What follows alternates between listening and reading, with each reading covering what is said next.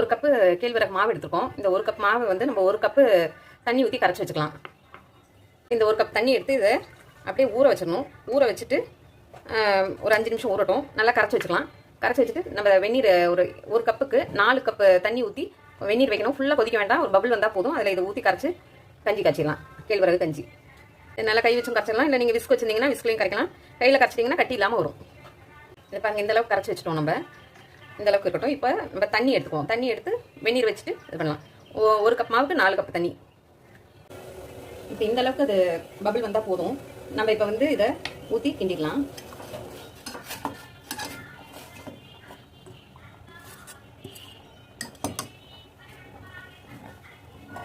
அப்படியே கிண்டிகிட்டே இருந்தோம்னா கெட்டியாகும். இதை பாருங்கள், நல்லா இப்படி பபிள் வருது பாருங்கள். இப்போ நல்லா கொதிக்குது. கொதிச்சு நல்லா பபிள் வந்துட்டே இருக்கு பாருங்க. இந்த அளவுக்கு நல்லா கொதிக்கணும். ஷைனிங் பாருங்க, உங்களுக்கே நல்லா தெரியும்.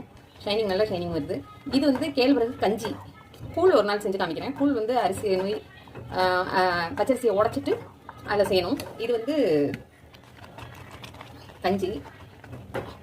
இதில் நம்ம வெங்காயம், மோர் மிளகா, கொத்தரங்காய் வத்தல் இதெல்லாம். இப்போ பார்த்தீங்கன்னா நம்ம தண்ணி தொட்டுட்டு இப்படி தொட்டோம்னா கையில் ஒட்டவே இல்லை பாருங்க.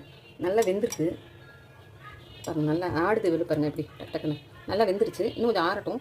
நம்ம வந்து நல்லா கெட்டி ஆயிடும் ஆறினோன்னே. இது வந்து நம்ம என்ன பண்ணலாம்னா, இப்போ பார்த்தீங்கன்னா நல்லா வெந்து நல்லா இதாக இருக்குது. இப்போ ஆறிடுச்சு. இப்போ நம்ம தேவையான அளவு கரைச்சிக்கிட்டு மீதி இருக்கிறது இப்படி எடுத்து நம்ம வச்சிடலாம். ஃப்ரிட்ஜில் இதை வச்சுட்டு அப்புறம் தேவையானப்போ நம்ம எடுத்து யூஸ் பண்ணிக்கலாம். நம்மளுக்கு தேவையான அளவு மட்டும் மோர் ஊற்றி கலந்துக்கலாம். இப்போ வந்து மோர் அடித்து வச்சுருக்கேன். அதை இதில் ஊற்றி நான் கரைச்சிட்டு காமிக்கிறேன் பாருங்கள். நான் ஏன் அப்பயும் உப்பு போடலைன்னா, அந்த ராகி இதில் வந்து பாலும் கொஞ்சம் சுகரும் போட்டு எனக்கு குடிக்க பிடிக்கும். அதனால் கொஞ்சம் எடுத்து வச்சுக்கிட்டேன். இது தேவையான அளவு உப்பு போட்டு இப்போ கலந்துக்கலாம். இப்போ நல்லா கலந்துட்டு நான் உங்களுக்கு காமிக்கிறேன் பாருங்கள். இப்போ பார்த்தீங்கன்னா இது வந்து மோர் கலந்து வச்சுட்டேன். இன்னும் கொஞ்சம் மோர் வேணுங்கிறவங்க, நாங்கள் இந்த அளவுக்கு கொஞ்சம் திக்காக குடிப்போம்.